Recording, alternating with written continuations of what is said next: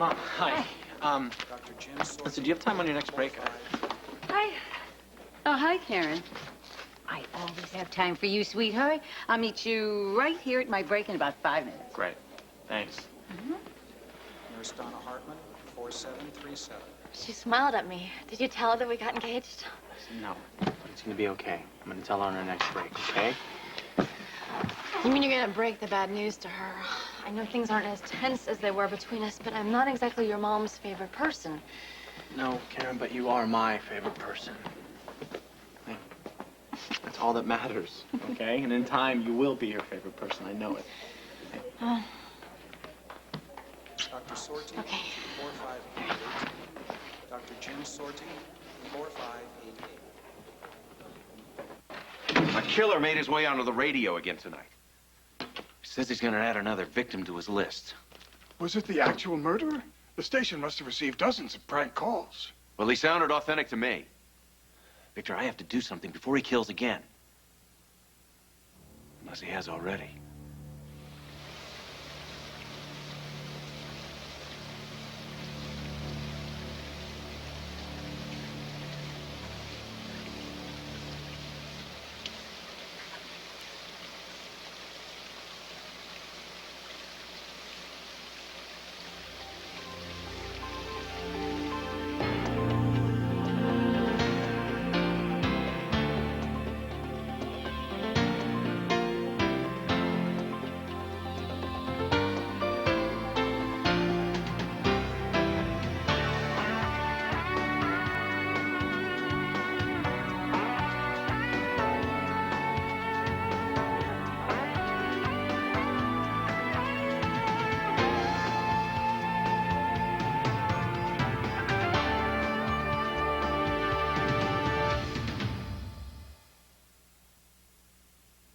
The voice was disguised again, but the speech pattern was the same.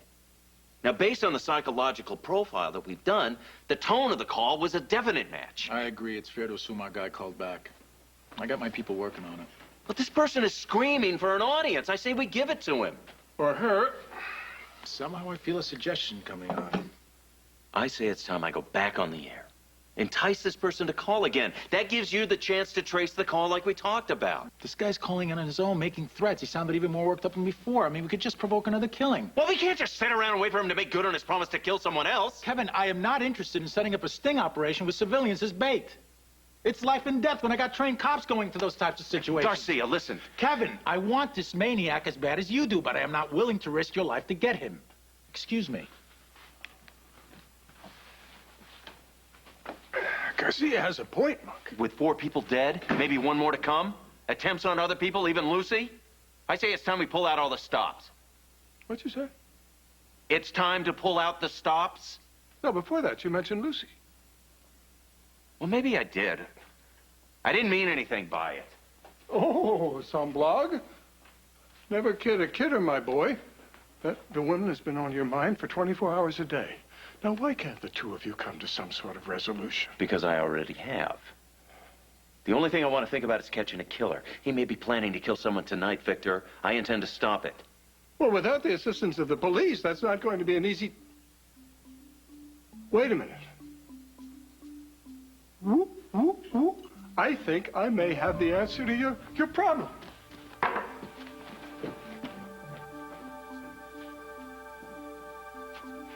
Busy night.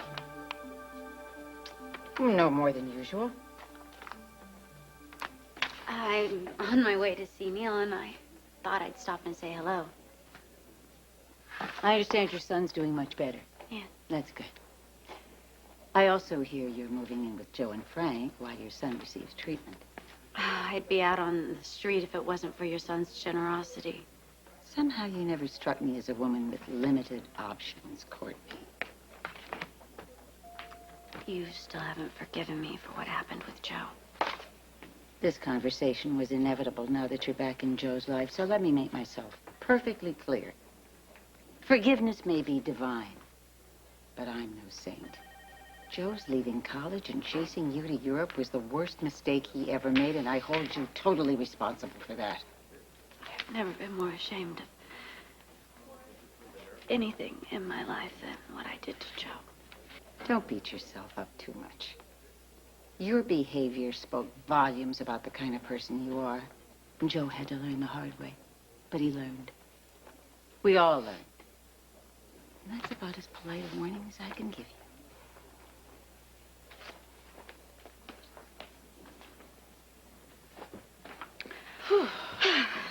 Well, that woman carries a grudge like it was a badge of honor. Well, I think maybe you'd be the same way if you're just trying to protect your son. Yeah, I guess after all these years, I shouldn't be surprised. No woman will ever be good enough for Mary Scanlon's sons. Well, one can always hope. Oh, Karen. I'm so sorry. That must have sounded horrible. I didn't mean you. How did Mary react when you two told her about the engagement? Joe hasn't told her yet. Well, she would never accept me in a million years. You'll have better luck. But watch her, Karen. Mary can be quite subtle when she wants to be. What do you mean by that? Well, she never openly disapproved of me at the time. Still, I always felt she was constantly trying to undermine our relationship. Karen, but I can't imagine she'd ever do that to you and Joe. Mary loves her sons. I mean, the best way to win her over is to make Joe happy. Well, good for you. I'm off to see Neil. Okay.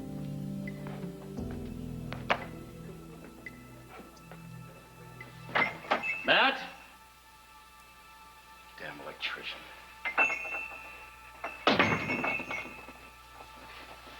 Matt, I saw you come home. Are you back here?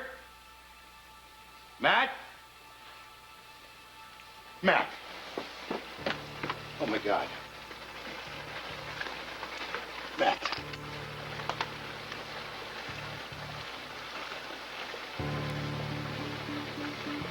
Yes, this is an emergency. I need an ambulance at the recovery room. Matt Harmon, he's a doctor at GH. There's been an accident. I think he might have been electrocuted. Hurry.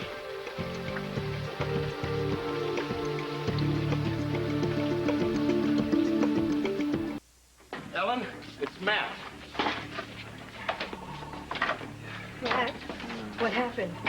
Frank, what do you have? He has a mild concussion and burns on one of his hands from his apartment. It looks like an electrical shock. We were lucky he wasn't electrocuted. Electrocuted. Well, there were problems in the building, but the electrician told me that everything was in working order. Vital signs? BP is 140/76. Pulse rate is 88. The head injury probably happened from the fall after he was shot. Was he conscious when you found him? No, he regained consciousness en route. Okay, on my count. 1, 2, 3. Get him hooked up to the monitor. I need a CAT scan. Draw blood and get a lateral C-spine X-ray. He had a couple of PVCs on the monitor during transport. Get a 12-lead EKG. Matt, do you recognize where you are?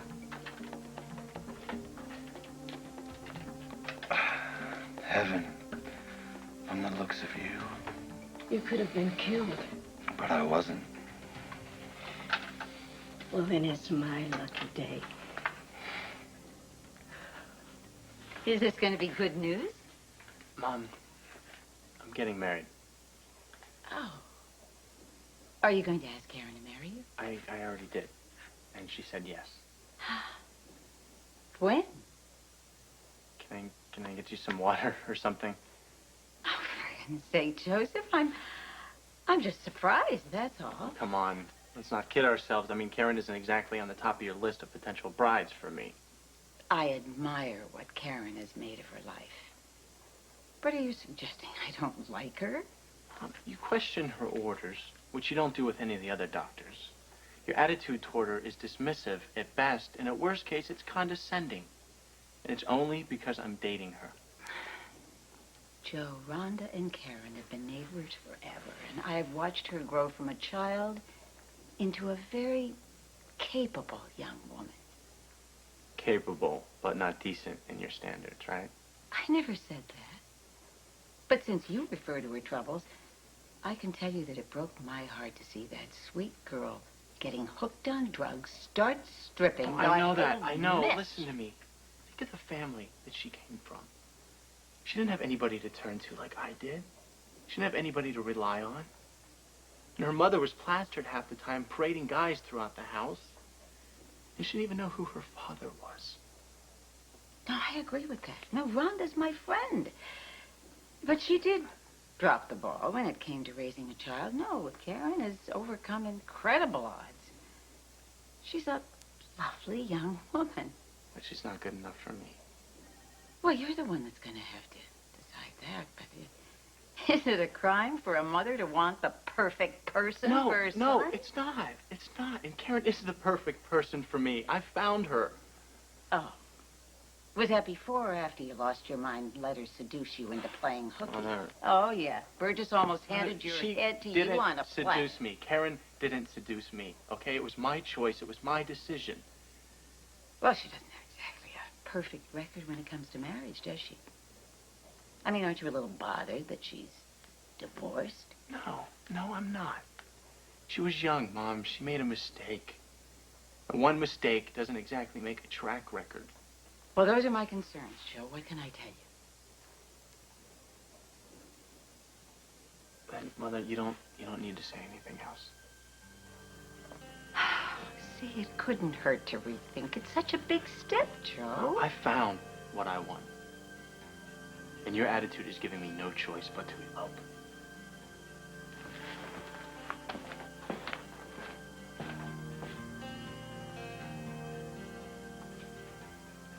What have you been doing back there? Finding the answer to your problem. You want to use yourself to bait the hook to catch the killer?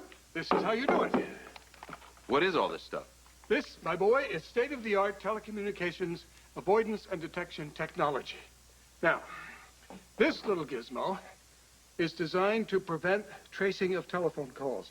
From what you've said, your killer is very chatty, so much so that I suspect he or she may have access to a machine like this. But this device is designed to crack the block and trace the call. How did you get a hold of such high-tech equipment? Well, I could tell you, Monk, but then I'd have to kill you. I don't think that's very funny. Oh, of course. Sorry. I was surfing the internet, my boy, and I came across all of this wonderful equipment, and I ordered it instantly. If the killer were to call us here at the lighthouse, we're all set up to trace the call. And none of this has to be hooked up at the radio station? That's the beautiful part of it. All it requires is simple triangulation. All I need is a computer. Well, if you bought a tracking device in order to trace calls, why would you also buy a blocking device? They threw it in for an extra $10. Never one to pass up a good deal. Do you realize that if all goes well, tomorrow we will finally know who has been committing these horrible crimes? The people of this town can come out from behind their double-locked doors. I was in the kitchen in the recovery room when the circuit breaker blew, and I came back to see if Matt was okay, and I found him here on the bathroom floor. The hospital said the poor guy took a fair amount of juice. Yeah, well, he's lucky he's alive. Matt's character in General Homicide's electrocuted. The killer called the radio station. Said somebody else was going to die. Judging from this chain, I say that's what he intended for Matt. Now, wait a minute. I assumed that this accident was caused by faulty wiring or something that I overlooked. You're telling me that this was a murder attempt? You got it. Well, I'm telling you, the PCPD better be prepared because the people in this town are going to take the law into their own hands Mike, unless you arrest this guy. Mike, we're on it. All right, and look what it's gotten us so far. What about Matt? If this freak finds out he survived, then... I got a 24-hour guard posted outside his door. Nobody's getting in there. Well, you take care of that the way you took care of the telephone threat, and Matt could already be dead. I'm going back to the hospital.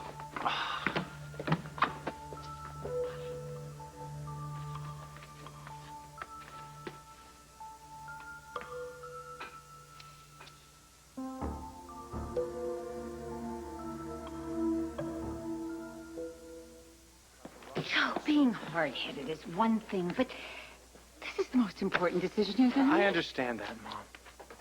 But it seems to me that given your reservations about Karen, you're giving me no choice but to elope. Speak of the devil. So, when do you want to go to Vegas? If this is about the wedding, Vegas is not exactly what I had in mind. Well, I'm glad to see one of you has her head on straight. Now stop teasing me, will you, Joe?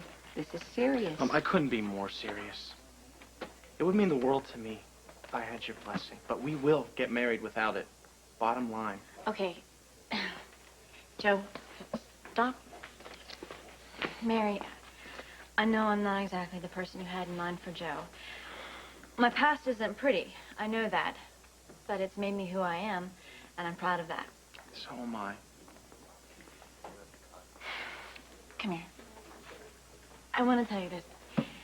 When we were kids growing up in the neighborhood, everyone would talk about how lucky Joe and Frank were to have a mother like you.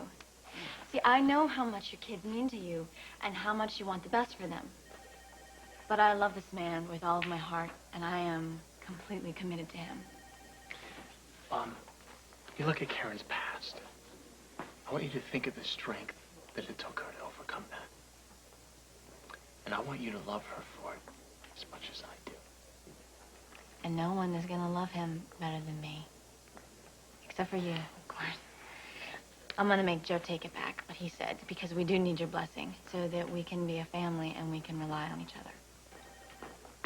Lord knows I didn't expect you to exchange your vows right here on the spot. Congratulations. Thank you. Okay, now enough of that. Just promise me, both of you, you won't rush into things. I mean, you have your medical boards. You have your certification. You have to Mom, set up practice. You have med school bills. Listen to me.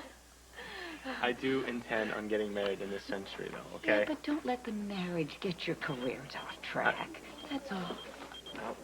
Promise? With this workload, I don't think that's possible, Mother. I have to go. Okay. Bye, sweetie. Bye. Mm-hmm. Mom, thank you. Love you, darling. I love you, too. Well, this was the most intense break I've ever had. I'll see you later. Okay. Thanks, Mary.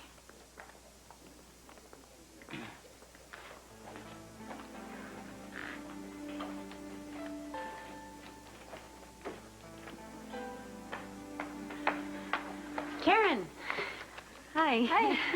I saw you with Mary. How did it go? Oh. Well, I think she had some concerns, but she saw how committed we are. Good. Just watch the concerns. She doesn't let go of them as easy as she says. Your burns aren't too bad. How's your head feeling? I got a monster headache. It's nothing serious, though. All right, I'm going to order something for it. I want to run a few more tests, though. Ellen, stop. It's okay to be scared. My heart stopped when I saw you wheeled into the ER. I'm here. And I'm okay. You know, I was fighting to keep my mind on the task at hand. The whole time I was working on you, I kept saying, I won't lose this man. You're not gonna lose me the way you lost Sam. I made a pact with myself to never be the cause of that kind of pain in your life. Haven't you figured that I'm good for about 15 lives by now?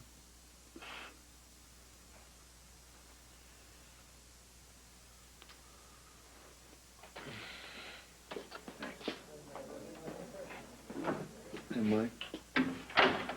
What's with the guard at the door? Look, I saw Garcia over at your place, and the guard is here because this wasn't an accident, Matt. That light was purposely rigged. Someone tried to electrocute you just like your character in Kevin's book. Kevin, you recognize this? Oh, look, Monk, that's the button to your cashmere sport jacket. I remember when you said you'd lost. Thank you, Victor. Yes, I did lose a button some time ago. You want to take a wild guess where I found it? I had no idea. Matt Harmon's bathroom. I haven't been anywhere near Matt Harmon or his apartment. The killer probably stole that button when he planted the clown suit in my dresser drawer. Wanted to see how you'd react to the news. Did I pass the audition? With flying colors. Somehow I just couldn't imagine you setting up a shock job in a cashmere jacket. The button was probably planted. So you're not here to make an arrest? I'm actually here to take you up on your offer to bait the killer, if the offer still stands. Oh, it stands. Great, then I'll see you tomorrow at the radio station. I'll be there. I'll have my men setting up the tracing equipment. Professor.